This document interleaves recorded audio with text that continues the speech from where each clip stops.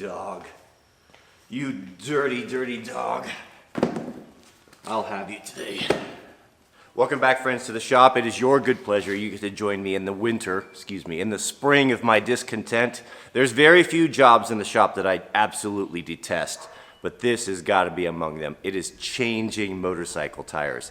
Fortunately, I've ordered a few tools that will hopefully aid me in this job that usually consists of a lot of wailing and gnashing of teeth and sweating and busted knuckles. I'm going to try to make it simple for you. Let's get started.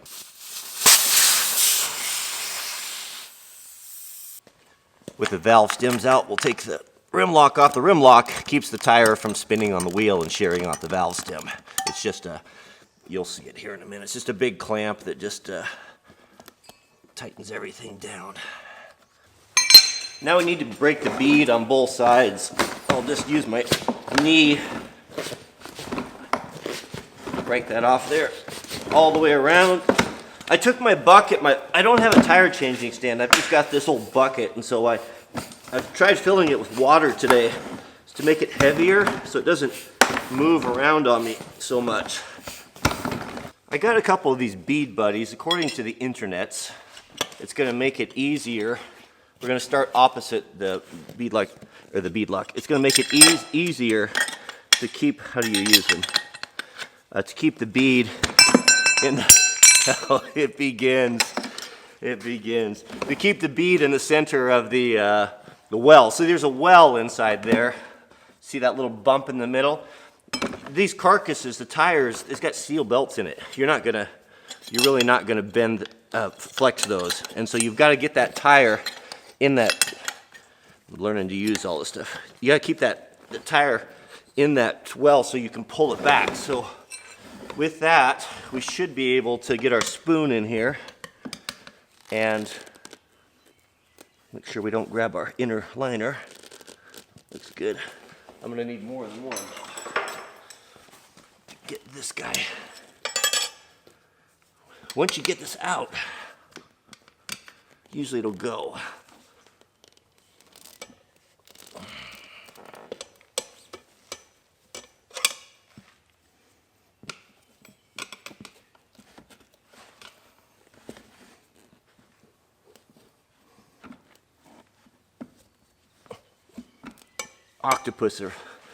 Octopus would be good at changing tires.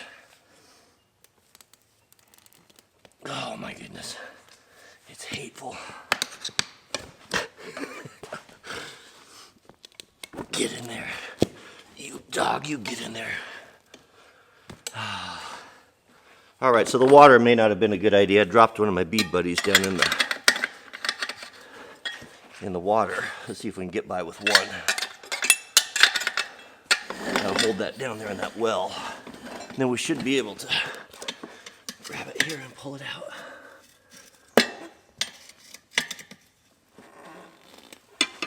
Second side seems to be a whole lot easier. I'll get greedy.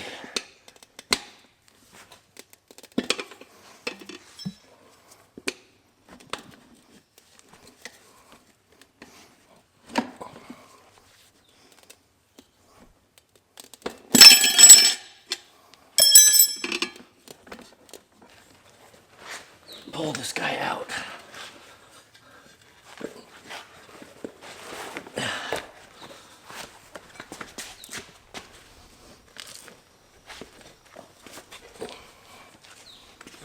All right, good.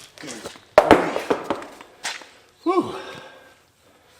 If Dante were alive today, he would have included this little task in one of his rings of torment. All right, so I'm gonna use a silicone on here. This is the Tubeless System here, just to quickly clean it, make sure that there's nothing that's going to be in there that's going to give me a problem with my seal. This is a system you can use that will turn any tire into a tubeless tire. Therefore, you can run low pressure, and that's what. If you're not using these, you need to look into it because it's probably the single biggest piece of performance gear you can get. And I'm just going to run the paper towel along the rim on both sides, and just not only is it cleaning, but it's going to pick up if there's any burrs in the tire. it's going to snag, and it'll tell me, or not in the tire, but on the rim, and then I can take a little file or sandpaper and sand it down. But I'm not seeing or feeling anything, so that feels pretty good. Make sure it's good and clean. Okay, with a new tire, double check, make sure it's not directional. Some tires have to go on one way. This can go either way. This is a little assistant that comes with your tubeless system that helps you get it started.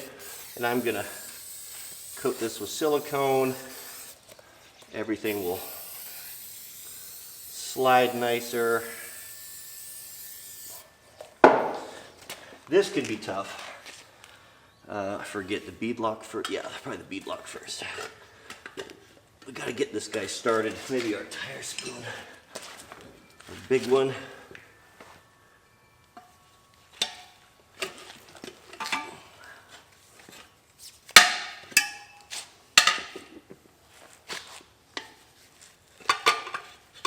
Seems to be going in pretty good here.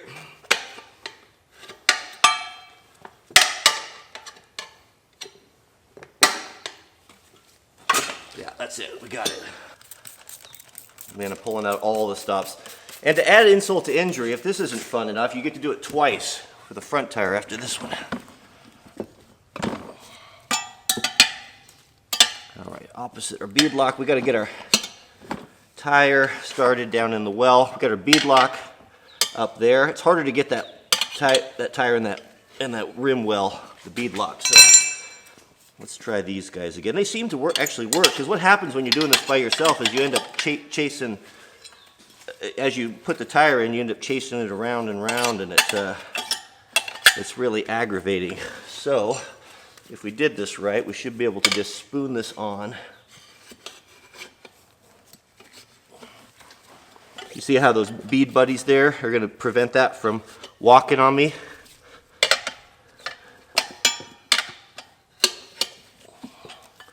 Probably want to go with 2 tire bars on this one.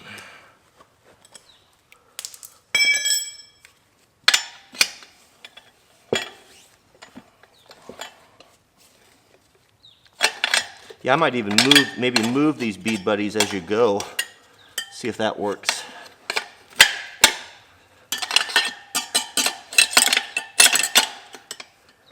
I've heard this gets easier the more you do it. I haven't found ever had an easy time.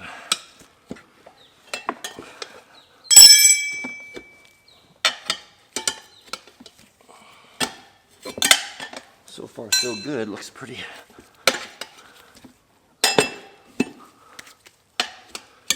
Having a proper tire bar. Oh man, I've never had that good of luck. I think having a proper tire bar makes a huge difference. That Armor All seems to work better than that Bell Ray spray, because it sticks around longer. That other stuff seems to want to dry off a bit. Every time I'm doing this, I just think of the story of Sisyphus.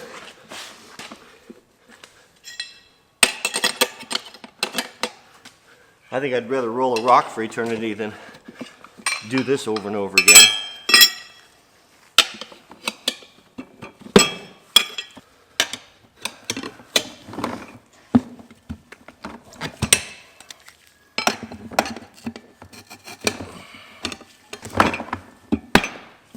Oh man, that's the easiest it's ever been.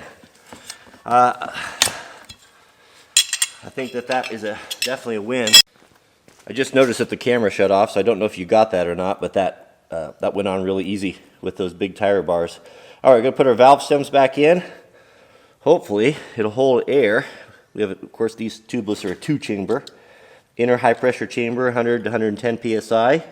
And then the outer chamber, you can actually run these things with no air in them at all. No pinch flats, unbelievable traction. It's like having a track on the back of your bike. If I was to buy a bike, just a stock bike, the very first thing that I would do would put the tubeless on. Okay, so we're going to pump up the inner bladder first. 80. Looking for air bubbles that show us any leaks. There's 100.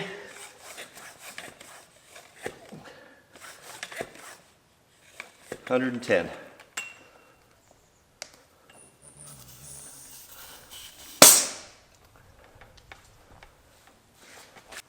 I got soapy water in here. I'll take and go around this. The soap, if you're checking for a leak in your tire, any tire, get some soapy water mix, 7 to 1 or so, 10 to 1, and run it around the tire, and it'll blow little bubbles, and it'll tell you right away.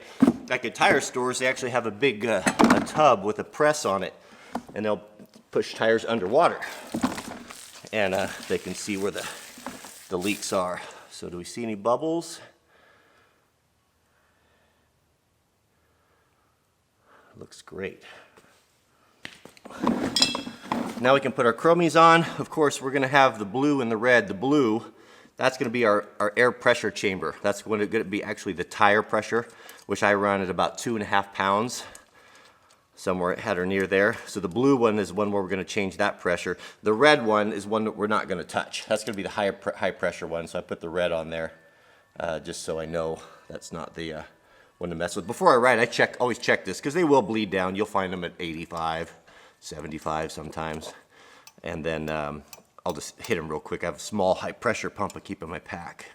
It's just a fork seal pump.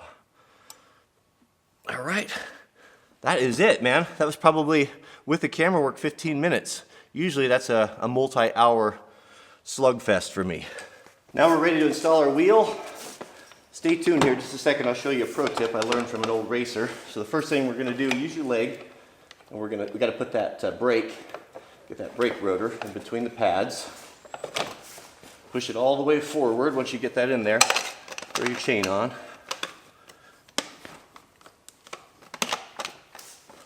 Okay, now we can push our axle through.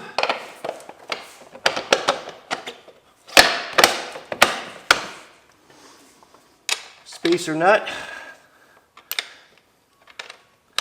Okay, now here's the pro tip. You take a rag, just any old shop towel, fold it up, and roll that into the sprocket like that. So what that's doing is that's put a lot of tension on our chain. That's pulled this whole axle forward, because it's important that axle, the spacers, sit up tight against those jam nuts on both sides. And that can be kind of tricky. If you don't get that right, when you tighten it up, the wheel will be canted and it'll just tear everything up. So once you get that rag in there, we can thread our axle nut on. We'll torque it 59 foot-pounds.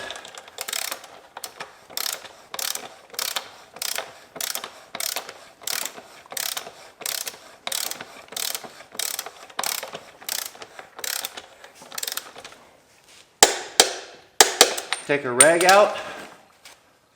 Voila. Got a brand new tire. Your 300s, your KTMs and Husqvarnas, roughly, depending on the size of your hand, 3 fingers. For me, I've measured this and it's exactly 3 fingers. That's the chain tension. The reason for that chain tension, why you don't do it tight, is that this swing arm moves on an arc. So actually, it pivots off of right here. So right here is where the chain is going to be the tightest. If you have the chain tight down here, as the suspension moves through its motion, it's the chain's gonna be too tight, and you could bend the shaft on the engine, you can break a chain, you could tear all sorts of stuff up. So this is really important. Now we get to do the front. Now for the blue chamber, or the main air chamber, I just overfilled that with the pump up to 10 pounds, and I'll bring this down to about 2. Oh, and don't forget, tighten that rim lock 15 Newton meters.